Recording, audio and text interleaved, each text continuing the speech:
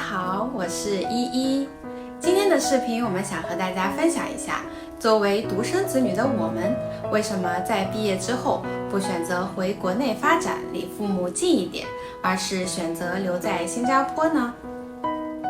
我和胖胖有着相似的背景，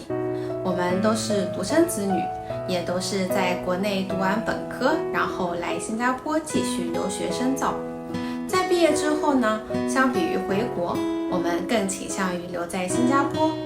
至于为何选择留坡，在我们看来，主要有以下5个原因。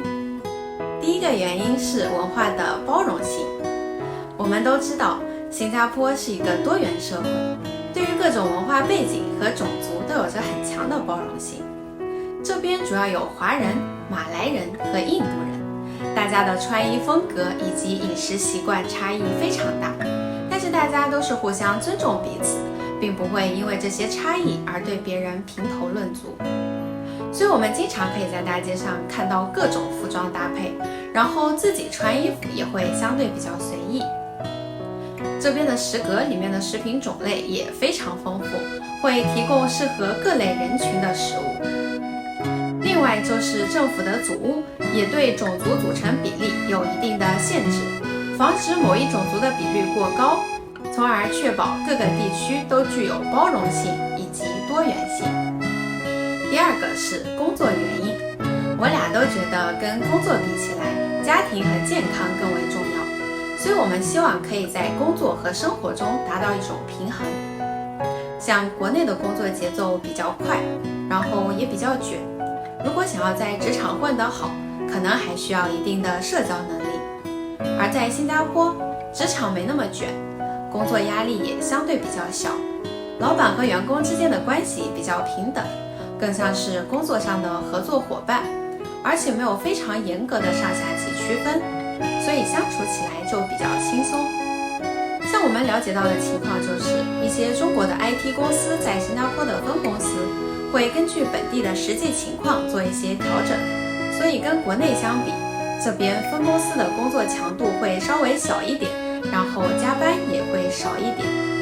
第3个原因是社会效率高，主要体现在2个方面，一个是政府的办事效率，另外一个是公共交通效率。在新加坡，如果需要办理一些手续，只需要去相关部门的网站，然后上面会有很详细的步骤，所以我们只需要根据他们的指导来办理即可。至于公共交通，新加坡有很发达的公共交通网络，靠地铁或者公交出行都很方便。如果打车，也比较少遇到堵车的情况。像我和胖胖，如果不赶时间的话，就会选择公交，因为穷。其实穷是一个原因啦，但是更重要的是公交会比较宽敞，然后冷气比较足，就不会很闷热，而且还可以看看道路两边的风景。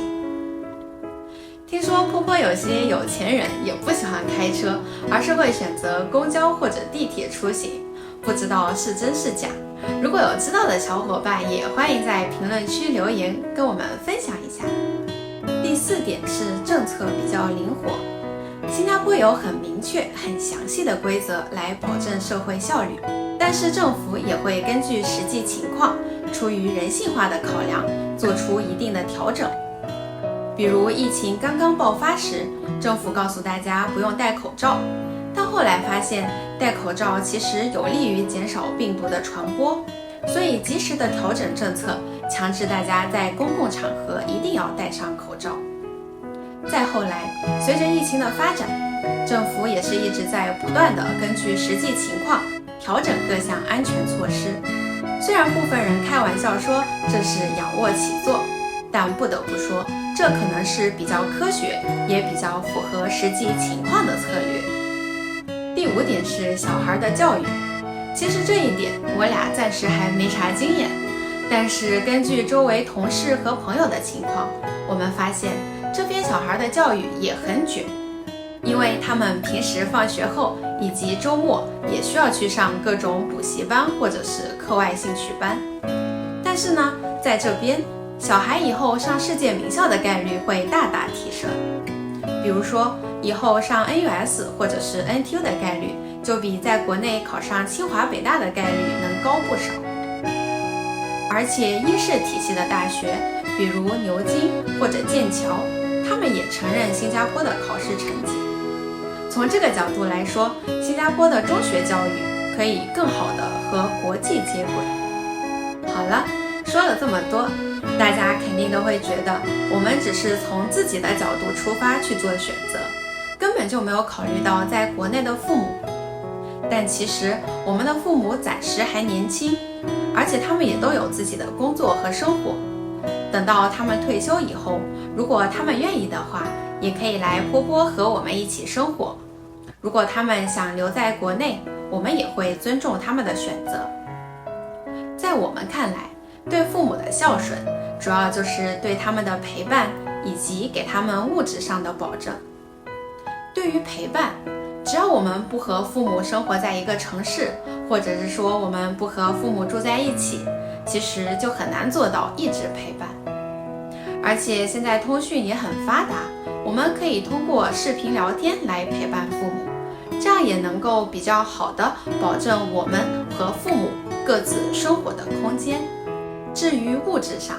我们也会定期的给他们买一些生活用品，如果他们有需要，我们也会给他们提供经济支持。至于父母的养老，我们的计划是等退休或者是实现了财务自由，然后孩子也长大了独立的时候，我们就回国生活，然后给父母养老。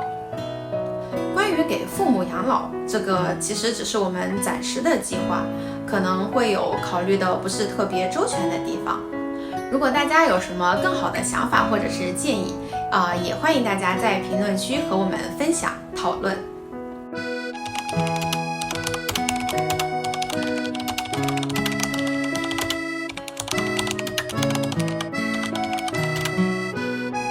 好啦，今天的视频就到这里啦，感谢大家的观看和支持。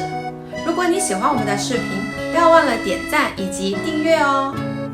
拜拜。